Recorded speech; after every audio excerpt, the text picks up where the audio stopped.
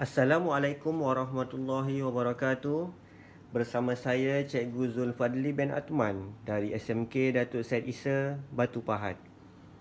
Okey, hari ini saya akan menerangkan satu tajuk yang menarik dan sangat mudah untuk kita faham dan juga kita ingat, iaitu berkaitan dengan sistem aliran darah dalam badan manusia menggunakan kaedah mnemonik. Kaedah mnemonik.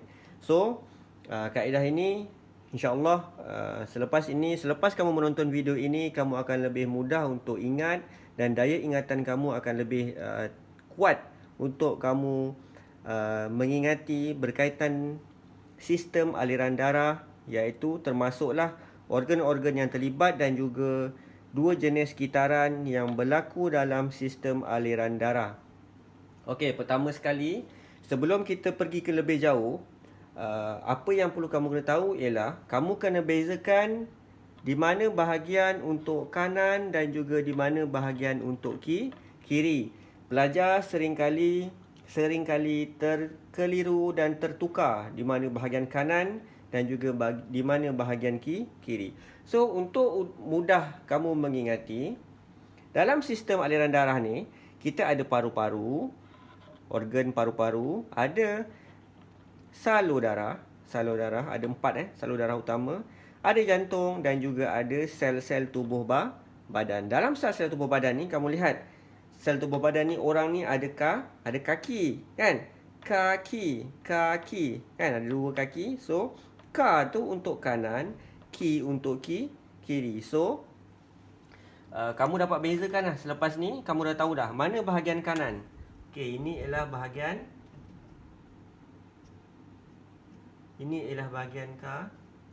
kanan. Ini ialah bahagian kiri. So kamu dah dapat bezakan lah. Yang pertama sekali, kamu kena tahu mana kanan dan juga mana kiri. Barulah kamu boleh melabel ataupun menentukan apakah organ-organ ataupun apakah struktur-struktur yang terlibat dalam sistem aliran darah, dalam sistem aliran darah ni. Okey, so pertama sekali kita lihat kita lihat kepada bahagian struktur jantung. Okey, struktur jantung. Struktur jantung, untuk lebih mudah kamu ingat, di bawah ni ialah struktur berbentuk V. Dan di atas ni ialah struktur berbentuk A kecil. Okey. So, kamu dah ada dah AV atas A, bawah V. Apa dia? Iaitu kita ada ventricle. Yang berbentuk V tu ialah ventricle dan berbentuk A tu ialah atrium. So, mana satu atrium kanan, mana satu atrium kiri? Kanan. So, sini ialah atrium kanan dan sini ialah atrium kiri. Sama juga dengan V. Ventricle kanan. So, ventricle kanan. Dan sini ialah ventricle kiri. So, untuk struktur jantung yang pertama ni, 4 struktur jantung ataupun 4 bilik jantung yang pertama ni, kamu dah senang kamu nak ingat. Kamu hanya ingat ada 2 huruf A dan juga V. Kemudian A untuk atrium, V untuk ventricle. Okey. Sebelum kita pergi lebih jauh, dalam sistem aliran darah manusia ni, darah bergerak dalam satu aliran. Dia akan terus bergerak daripada paru-paru ke jantung, ke sel tubuh badan dan seterusnya ke jantung balik dan seterusnya ke paru-paru. So, ini ialah arah gerakan darah. Darah. Ni ke paru-paru. Okey. Dan sini ialah darah keluar, sini dah masuk melalui atrium kanan. Kemudian darah akan keluar balik melalui ventricle. Sama juga sini. Masuk ke atrium kiri, darah akan keluar balik ke ventricle kiri. Okey. So, saya padam dulu yang sini supaya tak serabut sangat. Okey, so 4 bilik di jantung tu kamu dah dapat dah. Atrium, ventricle. Sini kanan, sini ialah kiri. So, sekarang kita pergi ke berkaitan dengan salur darah pula. Salur darah. Salur darah, kita tengok kat sini. Ni salur darah ada dua huruf. Aorta, arteri pulmonari, vena pulmonari. So ada dua ni aorta, A, V, V. A ni kaedah mnemonik kita gunakan untuk perkataan angry. Bila kita angry, kita marah, kita tidak suka, so kita akan menjauhi jantung lah dekat sini. So perkataan yang kedua, V, huruf yang kedua, huruf V, mnemoniknya ialah love. So kita suka, so kita mendekati jantung. So kamu tahu salur darah yang menjauhi jantung bermula dengan huruf A. Menjauhi jantung ni, keluar daripada jantung. Ini huruf A, ini huruf A. Ini huruf A, sini huruf A. Okey. V, mendekati jantung. Maksudnya dia masuk ke jantung lah. Ni V. Ni bermula dengan huruf V. Yang sini pun bermula dengan huruf V. Okey. So, kamu dah tahu dah. Mana V, mana A. Okey, so kita akan teruskan dengan langkah seterusnya. Okey, ni V, ni A, ni A, ni V. So ada 4. A, V, V. Okey. Paru-paru, bahasa maksud lainnya ialah pulmonary. Pulmonary ni maksudnya paru dalam bahasa Latin pulmo. Bahasa perkataan awal dia ialah pulmonary, iaitu paru-paru. So kamu atas tahu, atas ni adalah paru-paru, P, huruf P. So, pulmonary.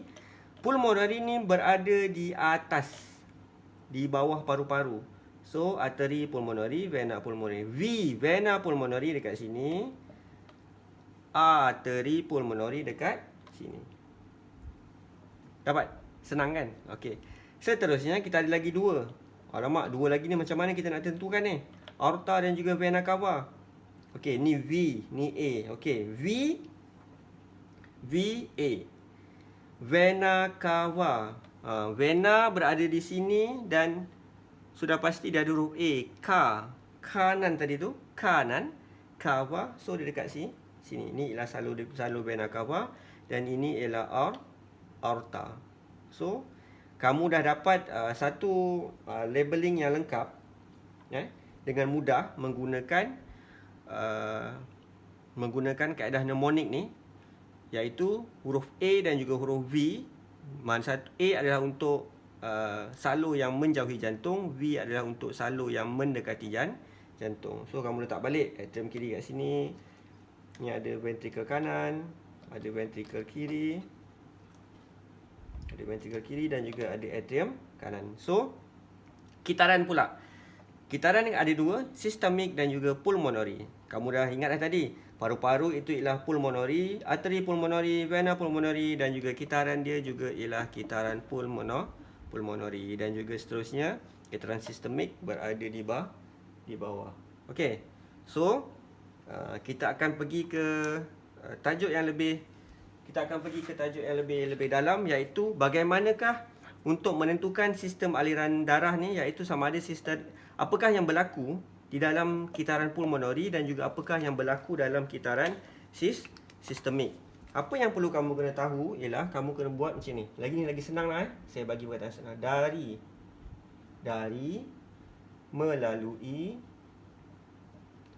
ke oksigen. So dari melalui ke oksigen. Okey. Contoh kitaran pulmonari, kita ambil satu kitaran pulmonari, kita ambil yang pertama. Satu kitaran pulmonari. Dari mana? Pulmonari ni bergerak dari paru-paru melalui vena pulmonari ke mana ni? Ke atrium. Ke atrium kiri. Ada oksigen tak? Yang belah sini adalah tinggi oksigen di sebelah kanan ni. So ada oksigen. So yang kedua, untuk pulmonari ni dari mana? Dari ventricle kanan melalui arteri pulmonari ke mana? Ke paru-paru. Ada oksigen tak di sebelah sini? Sebelah sini tak ada oksigen. So kitaran pulmonari, bagaimana kamu nak menerangkan kitaran pulmonari? Ialah kitaran pulmonari yang pertama ialah dari paru-paru melalui vena pulmonari bergerak ke atrium kiri, membawa darah yang tinggi oksigen ataupun ada oksigen. Yang kedua, dari ventrikel kanan melalui atrium pulmonari, melalui arteri pulmonari ke paru-paru, membawa darah kurang oksigen. So untuk sistemik pula kita ambil sistemik dari ventrikel kiri melalui apa ni? Aorta. Melalui aorta ke sel badan, membawa darah yang tinggi oksigen. Di sebelah sini semuanya lah tinggi oksigen. Di sebelah kanan cikgu tertinggal. Yang sebelah sini semua tinggi oksigen. Tambah O2, tambah O2. Yang sini kurang O2, O2. So untuk yang kedua, dari mana? Dari sel tubuh badan, sel badan melalui apa? Vena cava, ke atrium kanan. Membawa darah yang di sebelah sini, sebelah kanan ni ialah yang kurang oksigen. So macam itulah. So untuk menerangkan apakah yang berlaku dalam sistem pulmonari dan juga sistemik, kamu gunakan ringkasan seperti ini. Daripada mana, melalui apa, ke mana, dan sama ada oksigen ataupun tidak. So kamu akan dapat menerangkan secara keseluruhan sistem aliran darah dalam badan manusia dengan mudah. Ingat tadi kita ada perkataan mnemonic A untuk angry, love untuk V untuk love, iaitu salur darah yang menjauhi jantung dan juga mendekati jantung. Kemudian kita juga ada bilik-bilik dalam jantung, ada atrium yang berada di atas dan juga ventricle yang seperti huruf V ni yang berada di bawah. So mudah untuk kamu jelaskan dan kamu faham. Kamu tak perlu menghafal, tapi kalau kamu faham prosesnya, insya-Allah kamu akan mudah untuk mengingat. Okey. Sekian saja untuk kali ini. So berjumpa lagi di masa akan datang. Assalamualaikum warahmatullahi wabarakatuh.